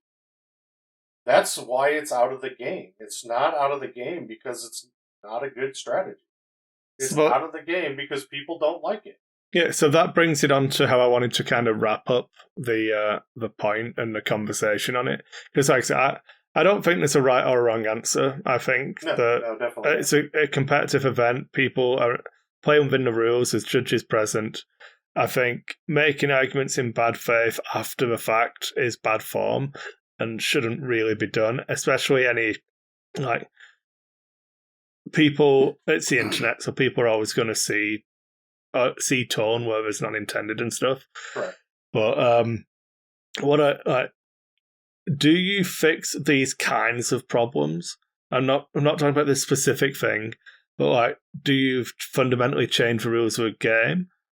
Or do you, so for example, do you bring back draws and then you have to bring back intentional draws and all of the stuff that would entail? Do you put objectives into a game and completely change how X-Wing works with the ways that... Because it's easy to say, we'll put objectives in the game and that'll fix these problems, because you don't see the problems that they will inevitably introduce. No, exactly. It's the unintended consequences of the things that you do. We already have a game, though, that proves... We had 2 games, actually, that prove that objectives didn't quite work. And that was the Star Trek version and the D&D version of X-Wing. I'll just give one example. Is something to force people into the middle of the table is what some people have spoken about. So it's like you gain, for each ship that's outside of range 3 of your deployment of any edge, you gain a point. It's like, well, okay, I'm going to go back to flying 8 ships. I'll go back to flying my lambdas, and they'll all just reinforce. And then if I place all my dials and move in every turn, I'm getting a point. You either have to come in and face my lambda death, and you can't kill them because they're all reinforcing, and all of this crap. Or you know what I mean? You just space cow in the middle. You just focus in the middle and say, okay, chew through this 8 million hit points while I tick up points. If the rate that you're killing my ships is lower than the rate that I'm getting points, I win. And I'm not saying that any of that is correct, but it's an example of a problem that could quite easily exist. Oh, for sure. You don't fix it. You no longer sit in the corner, but you just introduce a new thing that's just as bad. Correct. So, that's why my inkling would be it's the secondary win condition is the problem. So let me give you my alternate theory on how I think this will probably work and roll out. Ultimately, you're just going to see FFG nerf the platforms that exploit this kind of thing. So at some point, you won't be able to field 4-star Vipers anymore. I don't understand why you wouldn't be able to. I'm watching a game right now. No, again, Sean, it's a nice game. You're focusing too close onto No. And I'm just saying, yeah. I can expand this game out to other games. I mean, I Well, I get where you're coming from. I get where other people are coming from. But it's like what I it's a mean is that list. when you see like triple defenders, the game we played, we both agree that triple defenders shouldn't be in the game. Yep, you changed our But- mind. And like they changed base rules, so like evade doesn't stack on top of your dice; it just changes one of them now. So you'd think, well, triple defenders are less powerful than they were, because it used to be focus evade, and the evade added a result, not changing one. And it like, yeah, but it's not something. It's not a style of play that they want to see. So you can't do it unless they go below that threshold. And I think that's how they're going to control this kind of thing. I have no real insight, but like, if there's an archetype that they don't like, I feel like they're going to hit the platform rather than any rules. Yeah, because that's the precedence that they set. Yeah. So are these all, just to make sure we're on the same page, they all have crack shots. They've got enough points on there. So if you were to bump them up to, say, 51 points... I don't even know how many points. They're 46. I looked it up before I started. They're 46. Yeah. My big thing is, and I'm sorry, but No? the list isn't viable enough. You know, when you look at the list itself, you know, the list as a list is, you know, hell, put a rule in that they have to move forward, you know, 3 the first turn that they're on the board. Keep the points, do everything else, playing with Crackshot, do everything else. Just say Star Vipers have to move 3 straight. First turn. I mean, I don't know that point fixes it either. No. I'm just saying. What I'm saying is that you can do anything you want. That's against 3 aces. I'm watching this list get picked apart. Oh yeah. Once the fortress is broken up, he's falling apart. That's how Ollie ends up winning the game. Yeah. But Ollie didn't get to the kill shot on that last Black Sun Assassin until the 19-minute mark of an hour and a half game. Okay. I've seen games go down to the very wire without a shield being taken off the ship. Yeah, so have I. Absolutely. To me, it's a credit to both players, in my opinion. Again, I'm still falling into Mitch's camp on this one. I don't see anything wrong with the list he took or the strategy he took. That was his win condition. The problem I see is that people think it's fine when Sutnia Feld plays that way. People don't like it when generics play that way. Right. And that's exactly where I was going to go. If I can run, back in the day, and this is still second edition, this isn't even, if I can run Supernatural Kylo, take one ship halfway down to points and run away for the rest of the game, that's fine. But this isn't. That's the one that really bothers me as well, especially I'm not calling, it's the 2 people who I know are enforcing that rule are Paul and Dee, and I believe that I would probably enforce it as well.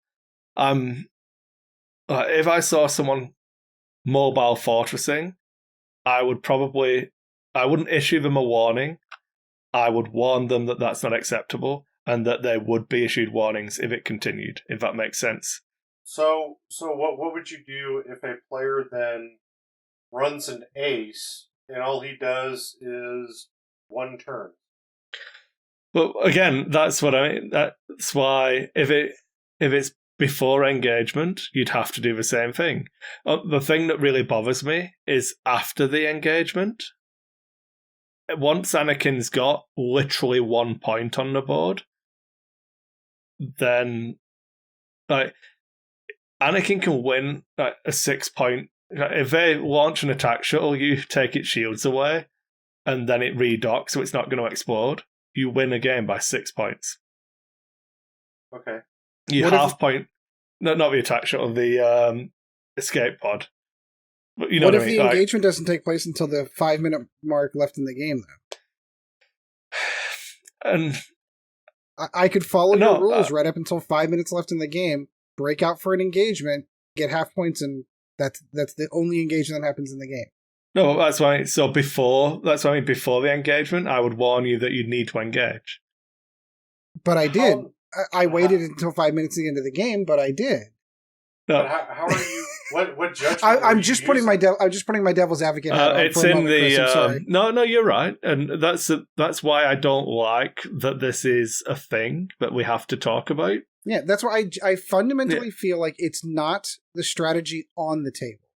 It is the strategy off the table. It takes the game away from the dice, away from player skill, and away from the movements of ships and all. It takes all of that away into a secondary win condition that has nothing to do other than list construction because I have more dice than you. I'm just going to pull up the exact quote, Sean, just so I don't get the rule wrong. Yeah. But carry on, Ed. Sorry. That's all right. I want to throw this in there. Why don't we just make a rule then that by minute 22 you have to have engaged somebody. 22 minutes in the game, you must engage another ship. Okay, so my pushback on that is the person running the mobile fortress moves in to try to engage. I see myself in a situation where he's clearly running a mobile fortress. I'm just not going to engage in the 22-minute mark and blame him. Exactly. Thank you. And then what's going to happen? That person who's running the mobile fortress is going to get a warning because he hasn't engaged. Even though he attempted to do so. Even though he attempted to do it. Yeah. And this is so... That's why I said you need to take this I'll off the table. address Sean's question first. Sure. Sorry. Where has it gone? It's in fortressing. It's in the X-Wing floor rules, I believe. It's like slow play and... where's it gone?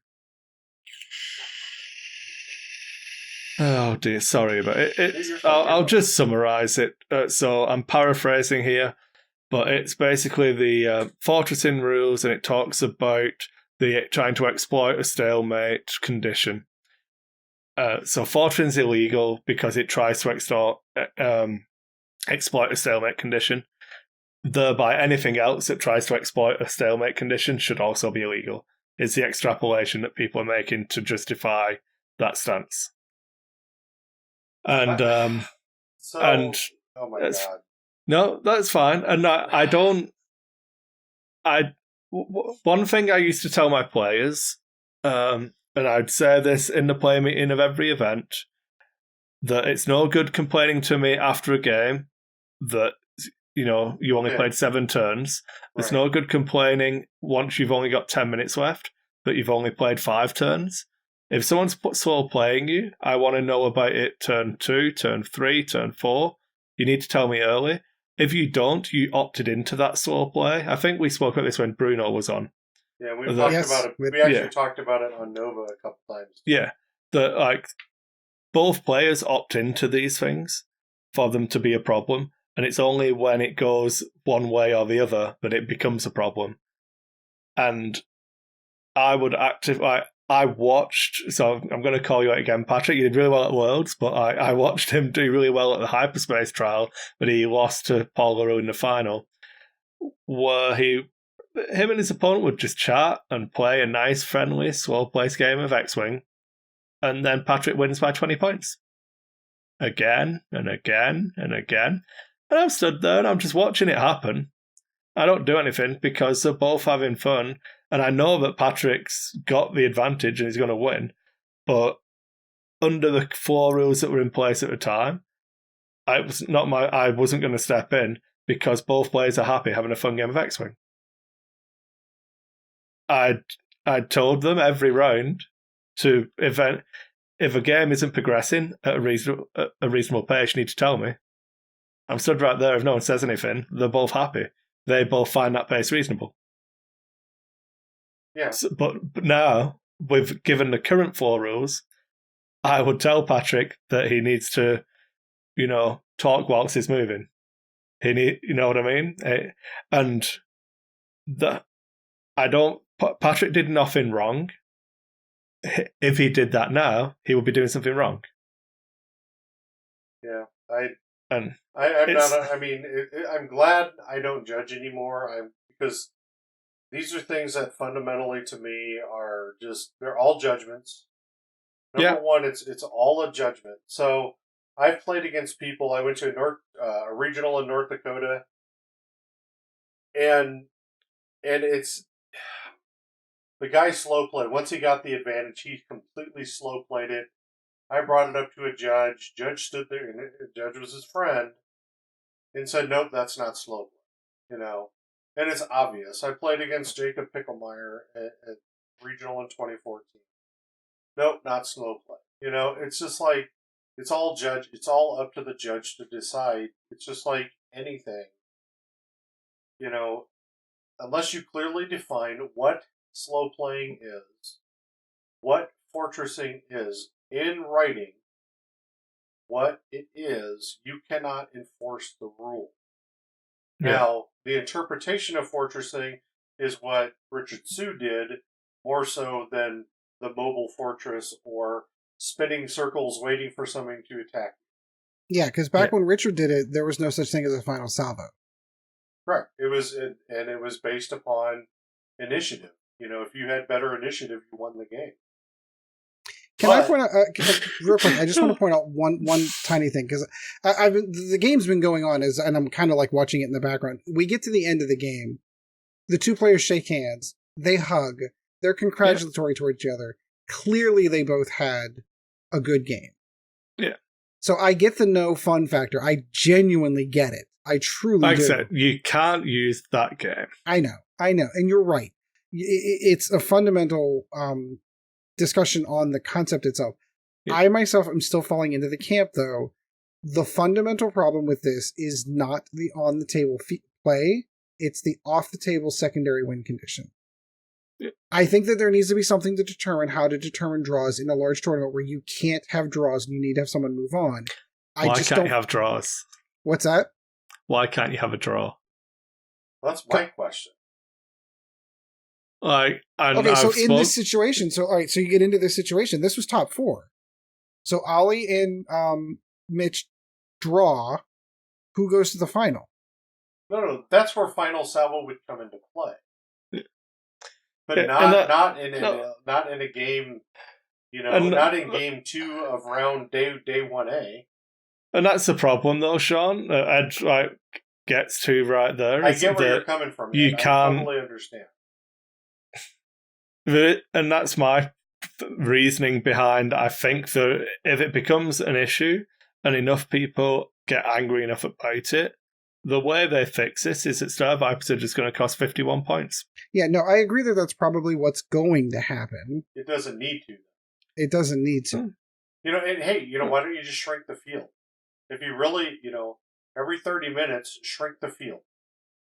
Do like the Fortnite storm. No, I'm not laughing because I think it's about it. I think that's a good idea. You shrink the field. Every 20 minutes you shrink the field. In tournament play, after the cut, every 20 minutes you shrink the field. If we're worried so much about final salvo in lists, then force them to play the game. Yeah, and the problem you get to is You're already doing it. Is you end up with those things where we spoke about that then you can't actually play an ace list. Because if the field is shrinking, you can't run anymore. So now Sunifel has to joust. Because he can't run. But it's okay. So. It's okay for Sunifel not to joust.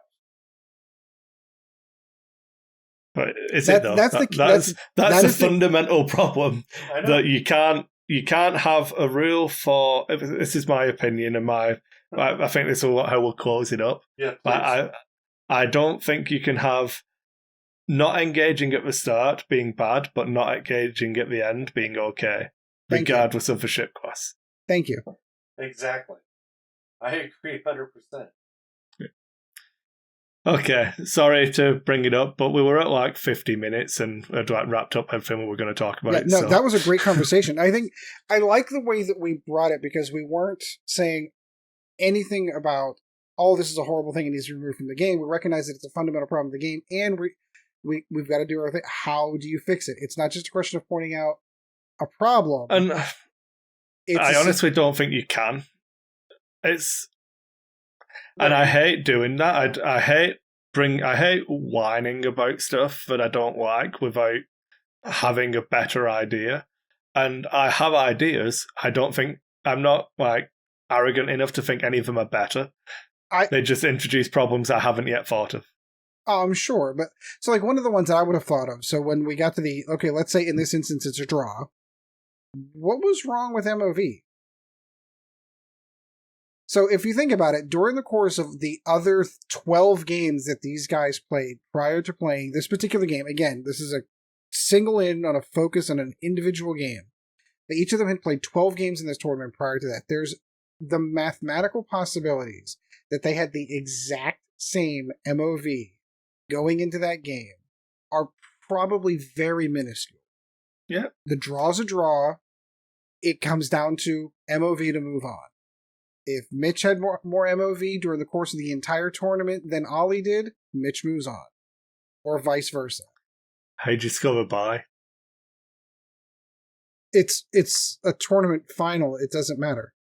They had the first round of elimination. Certain players earned buys. So like all of the 7-0 and 6-1s, I think, got buys.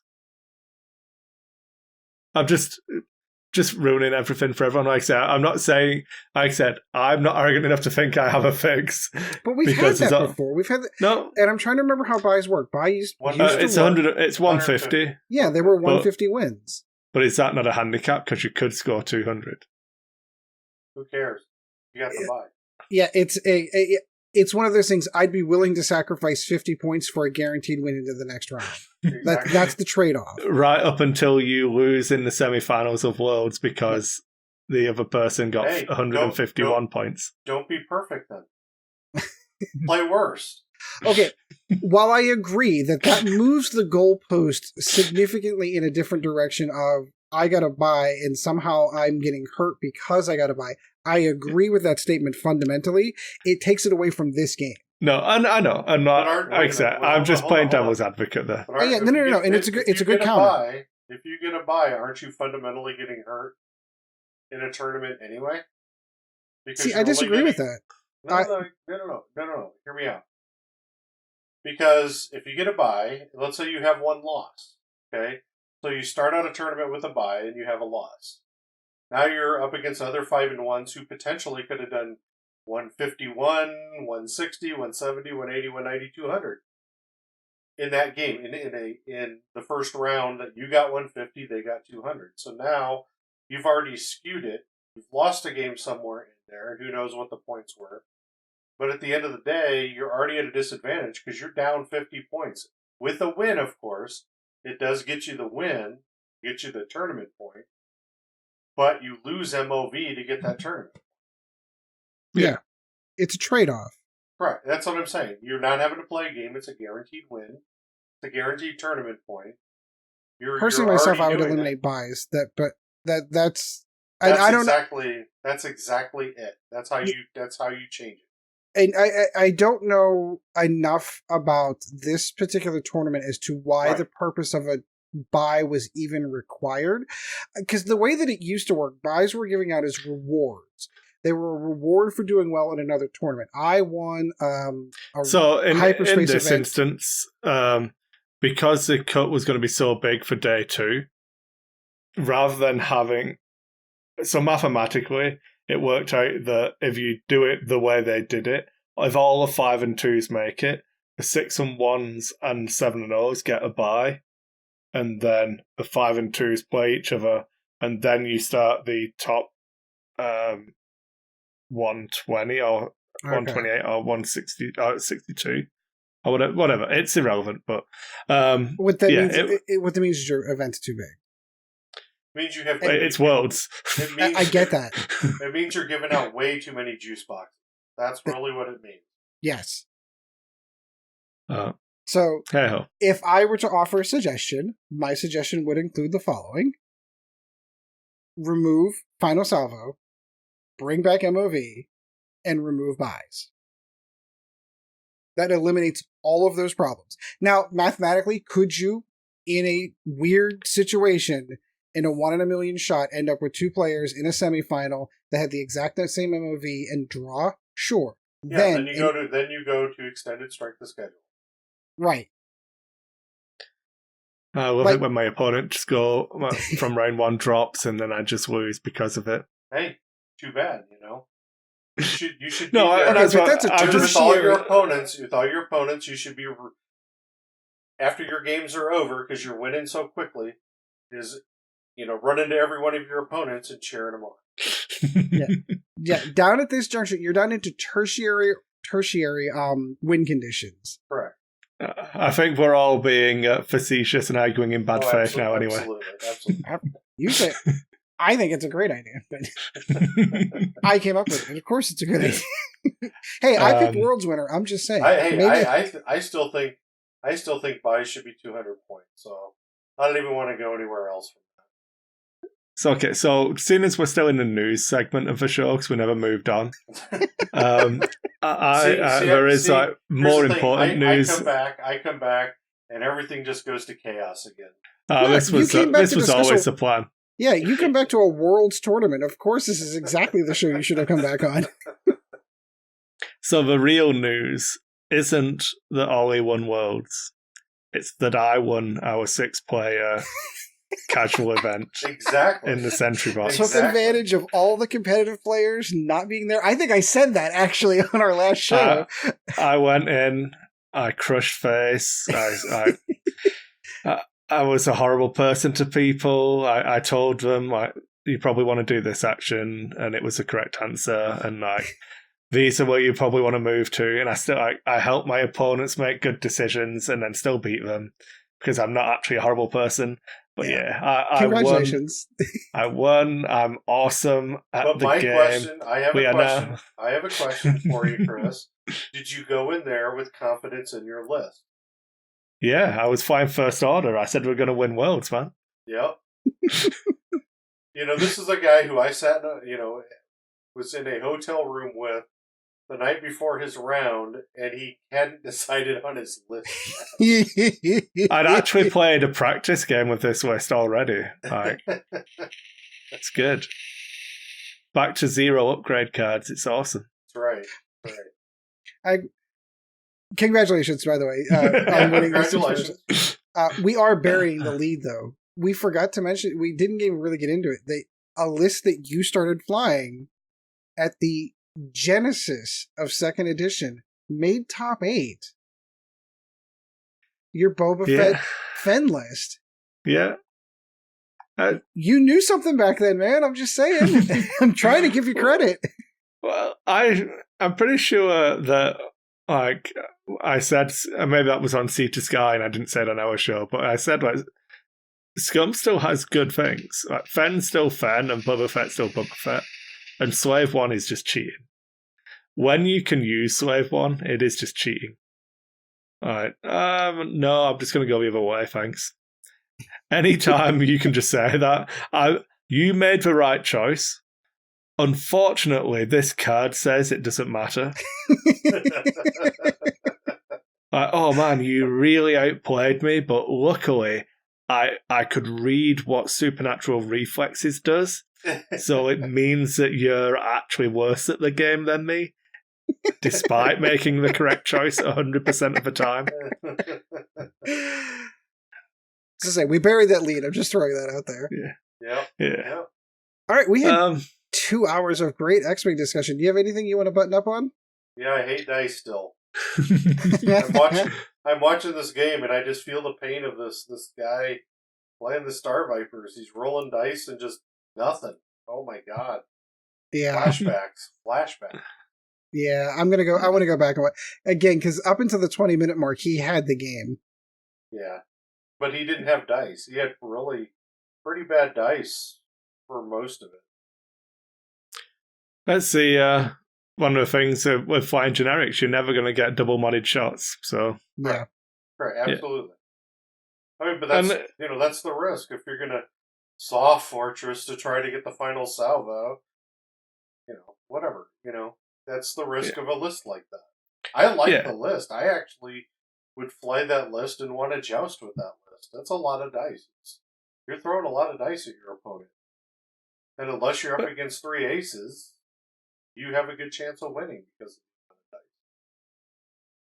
dice. It goes back to, though any list were on the old TIE swarms before when people weren't running Hell Runner, or when I wasn't running Hell Runner because I was stupid, or like Separatist swarms now, and you like see a swarm.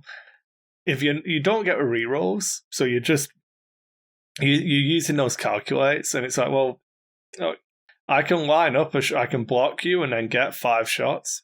If all of them do just 1 hit, and then you just roll evades on it, it feels bad, but what was I going to do? Right, exactly. We've all had those games where that TIE fighter just wouldn't die, and yeah, so ultimately, that's a real decider. It's not about being good at X-Wing, it's being good at rolling dice.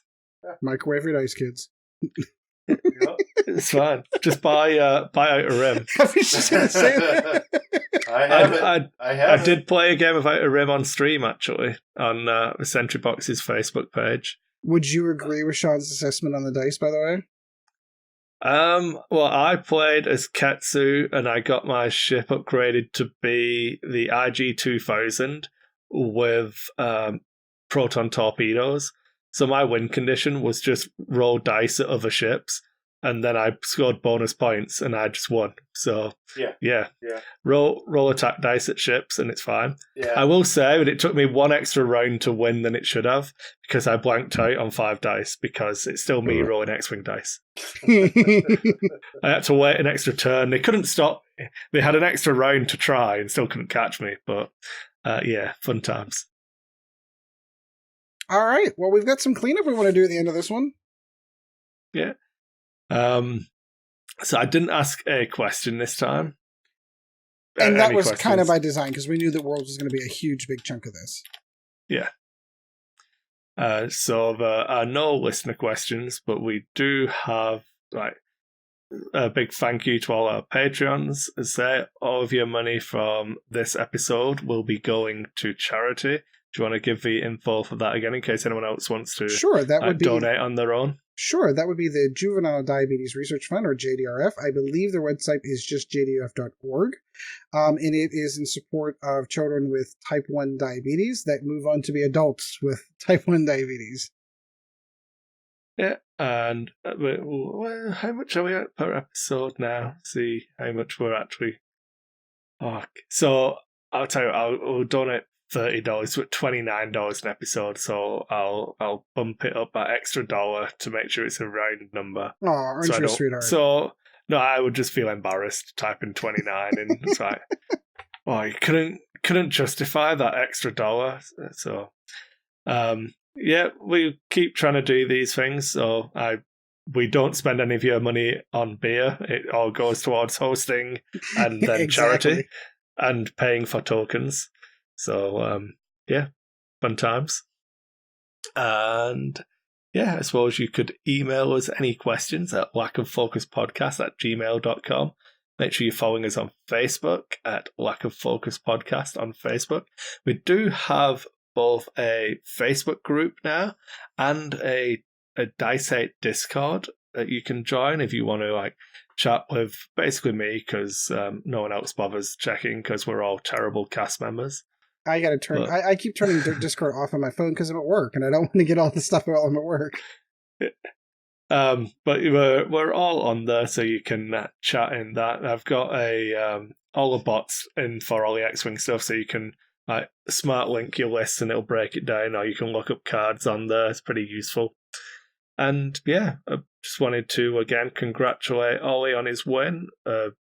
Wanted to say this is the first time in a while where I've actually missed being at a big event. I was wondering how you were taking that. It was fine. Wednesday was good when the LCQ was going on. It got to Friday when they were playing Flight 1B, and I was like, oh no, I kind of wish I was out playing some big X-Wing. But then I just crushed some locals, and I made myself feel better. It made me feel all warm and fuzzy inside. I didn't actually crush people. It was pretty good fun.